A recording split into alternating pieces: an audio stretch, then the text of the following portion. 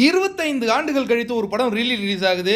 அரங்கம் முழுவதும் இவ்வளவு க்ரௌடாக நின்றுட்டு இருக்கு. 6 மணி காட்சி ஆரம்பிச்சிட்டாங்கங்க. இது பெங்களூர் பூர்ணிமா தேட்டர் தான் நீங்கள் பார்த்துட்டு இருக்கீங்க. என்ன ஒரு ஹவுஸ்ஃபுல் காட்சிகளாக எல்லா இடத்துலையும் படம் பட்டையை கிளப்பிட்டு இருக்கு. சூப்பரான ஒரு ரிப்போர்ட். படையப்பாவுக்கு இவங்க ரிப்போர்ட் தரணுமா?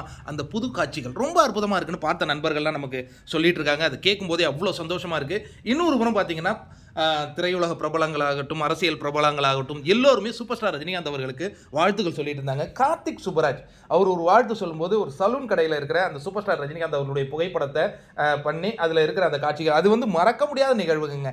சின்ன வயசில் இருக்கும்போது அந்த சலூன் கடைக்கு போகும்போது சூப்பர் ஸ்டார் ரஜினிகாந்த் அவர்களுடைய படம் எந்த சலூனில் பெருசாக போட்டிருக்காங்களோ அந்த சலூனுக்கே போகிறது, அதெல்லாம் ஒரு காலம். சூப்பரான ஒரு மெமரிஸாக இருக்குது.